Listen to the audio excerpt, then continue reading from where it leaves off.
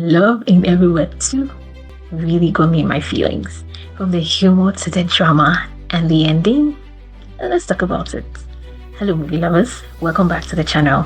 Today we are reviewing Love in Every Word Part 2 by Omoni Oboli.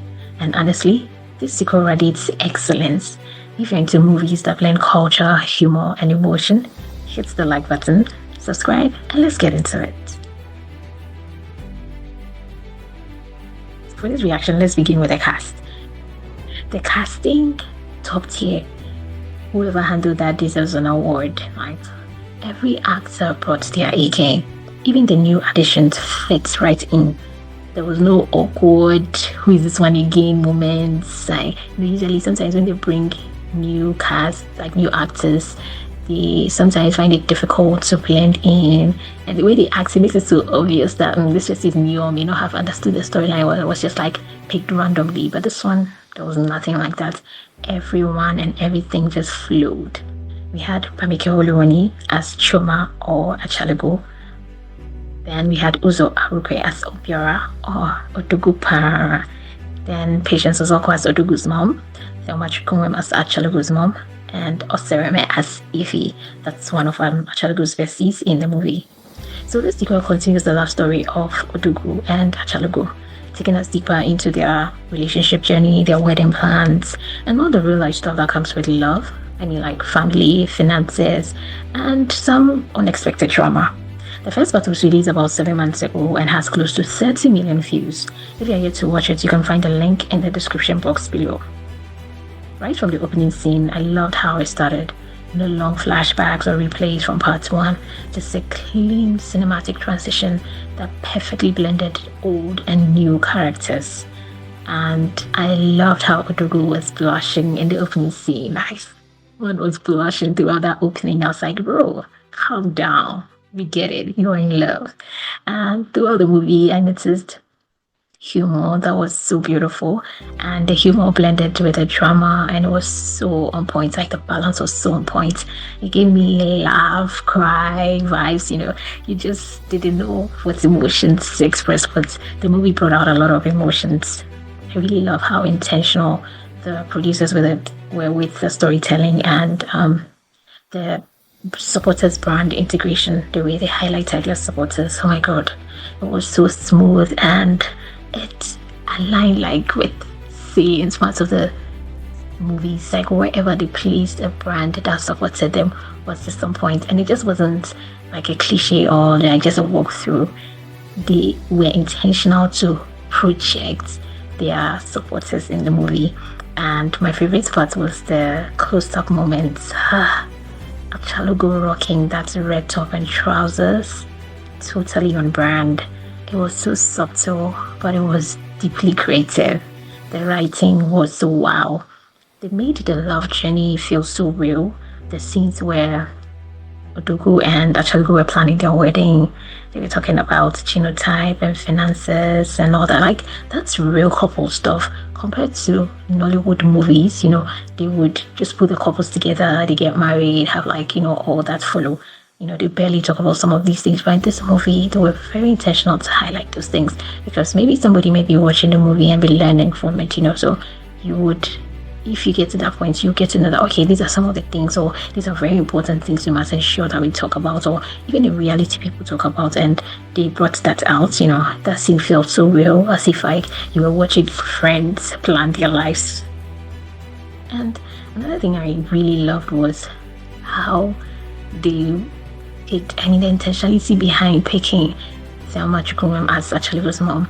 I noticed she has a certain calm and soft voice, just like Achalugo, and that speaks of something. Hereditary children pick stuff from their parents, so you would totally believe that's her mom, and I really loved that touch there.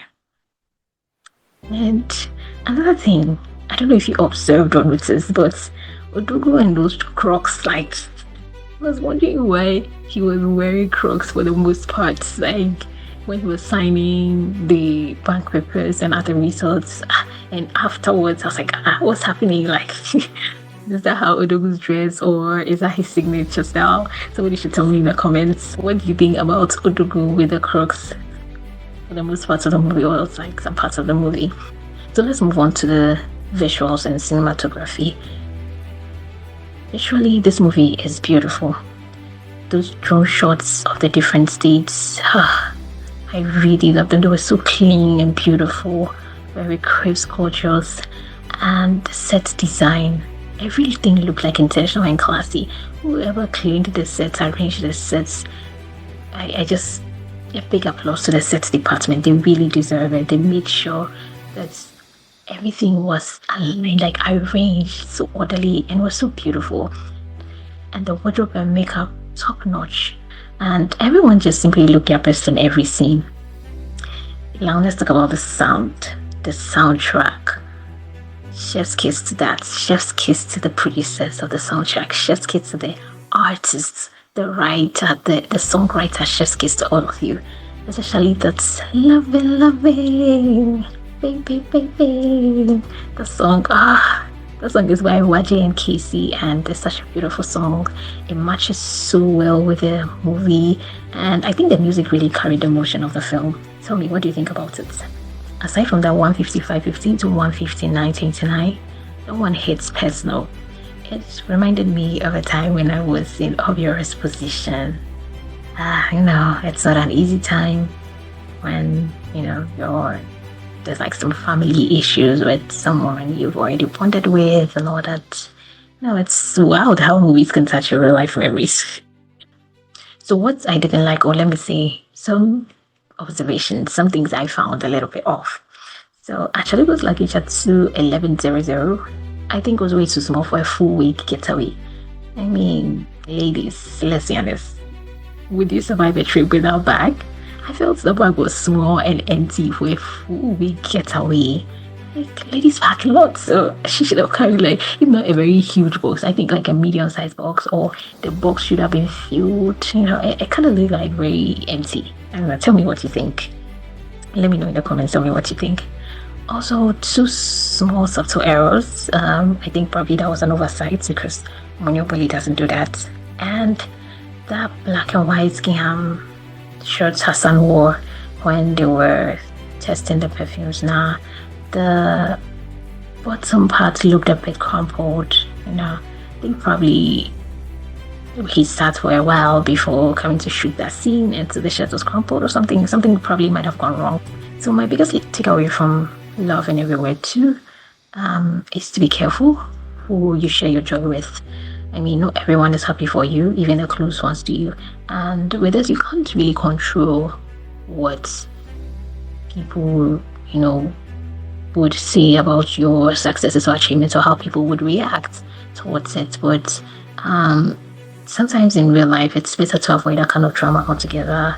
Just protect your peace. In the movie, it brought like the twist and, all the fun, or the things that should be added to the movie, the suspense and all that. But in real life, I don't think it's really necessary. You just have to avoid it to protect your peace.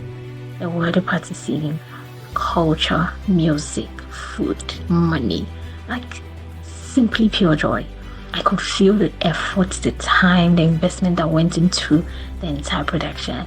And I want to say a huge shout out to the crew, the cast, the entire cast, because Attoh, Omotunde, Chisom, Deborah, and just everybody, and supporters, and everyone behind the scenes. You guys did an amazing job, and you deserve all the flowers you're receiving from the viewers. Omoni Oboli really knows how to deliver quality, excellence, and detail. So yeah, love in every word. It's emotional, funny, intentional, and visually stunning, and I loved it. What about you? Did it hit you the same way it hits me? Drop your favorite scene down in the comments. And if you enjoyed this review, smash that like button, subscribe for more movie reactions, and hit the bell notification so that you never miss a breakdown. Thanks for watching and staying to the end. I'm your movies and music recommender, and I'll catch you in the next movie review. Bye. Excuse me, love. Nothing in this world can shake our bonds. I promise you forever, my friend.